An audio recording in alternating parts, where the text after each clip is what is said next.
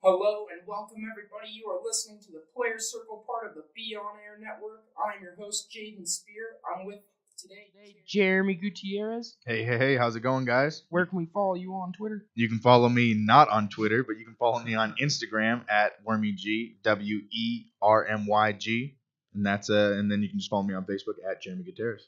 All right, and then we got our boy Andrew. What up, guys? You can find me on Twitter at AJDet and on Instagram at AJDetmer.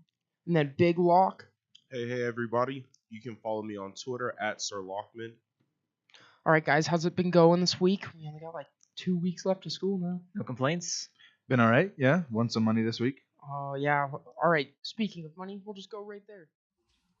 My name is Jaden Spear. I go to the Colorado Media School.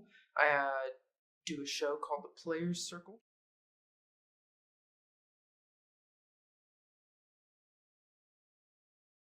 Staff size, there is 4 of us. Well, my friend Jeremy, he's 23. He went to the Colorado Media School to become like a news type anchor. And Andrew is in love with baseball, and that's what he's doing. He wants to work on the MLB network, and he's just grinding, trying to just do as much baseball stuff as he possibly can. And then my friend Daniel, he said that he wants to be like a sports, like TV, like personality. Unfortunately, he's a Patriots fan, but we love him. So, how we decide who does like the intro and who runs the board and who covers certain segments and stuff is we rotate who does the board because we all need to get practice doing that, and it's a good skill to know. And then we kind of also rotate doing who kicks off the show because we all need to have experience doing that and being the host of the show. Usually we kick topics to people who know, like if we're going to do baseball, we always kick it to Andrew because he knows the most about that.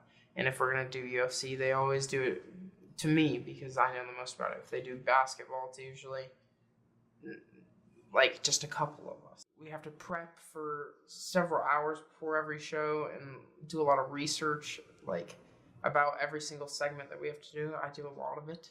We have to do a show. I prepare for like 2 to 3 hours, I would say, for a 2-hour show. So in total, it's like 5 to 6. Yeah, it's usually about there. Every time we're going to do a show, the night before, I do a bunch of research about the games that were that night or big events that happened during that week or anything that's going to be relevant now. I usually put it in order of NFL because that's what people usually like to listen to. You can talk about NFL all day, dude, and people will listen. We do some NBA because I really like that, and so do my friends on the show. NBA is getting more popular, so you also talk about a little bit of like UFC if there's something cool in that. We talk a lot about baseball. And Andrew on the show is like a baseball expert, so he always brings his knowledge to the show, and we kind of just sit back and let him do his thing because we don't know too much, but like we'll have other guests on. Hi, my name's Aiden Bin. I'm a listener of the Players Circle. I mean, I listen to the show because it's different. And the fan base is kind of different, kind of like me in that regard. I mean, I go to school with these guys, and even in class, they just don't shut up about sports.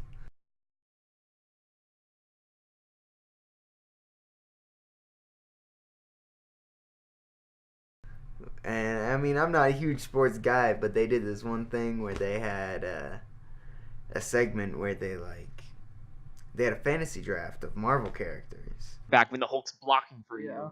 Seriously, For like real. crazy. But same thing for defensive line. Like, you're not getting past They the should Hulk. make this video game now, just so. Seriously, like just like so- a Madden Marvel mashup. Oh my goodness. I'd play I wanna that. See a Marvel versus DC Madden game. Oh, that would be so fun. That'd be sick. Okay. And I mean, if that doesn't hold your attention, I really don't know what would. It's a lot of free flowing conversation, but you have to direct it a lot. Yep. Whereas, like, if you look at Virginia, that is not even close. They have so much more experience. They might not have the better players. No, So we have a track that we're going towards, and like an end goal or a next segment. We can like tease something for something to come back into and stuff like that, so people keep listening. I don't know.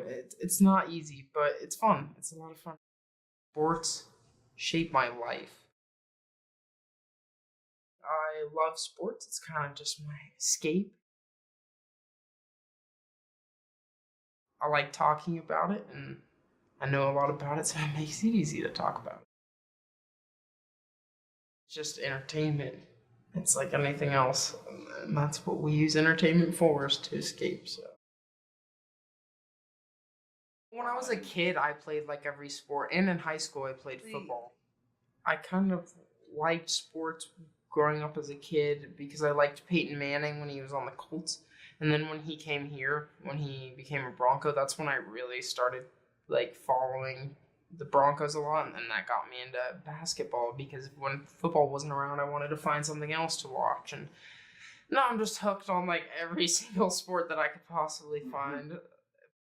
The research is my favorite part because I don't know why, but I do really love sports. Like I said, it's my escape. So even if I don't get to watch it, if I am preparing for a show, I get to read about all of it and look through all the stats and put all the stuff together that I would like to talk about. I mean, I'll do any of it. Like, I like all of it, but my favorite thing is just because you can run the board and just talk too, but like any of that, just being in there is my favorite thing. It's amazing. In media in general, you're going to start off as this very small and imperfect entertainer looking up at giants. That's why I wanted to make a doc about Player Circle, because I see that potential in them. I see those kids looking up. If I look at professionals in the industry compared to them, there is no comparison, of course, but there is potential. I mean, we've made some mistakes here and there. I mean, you're not going to be perfect automatically. It takes practice, and a lot of practice, and like we're still not perfect, but we're trying, and we're getting there. And every show is better, and every show is sounding more and more professional. The best odds going into the tournament, so I went with that, and I chose them going with Duke going to the finals, but luckily Duke lost before then because it would have been a tougher game, I feel like, against Duke instead of Texas Tech.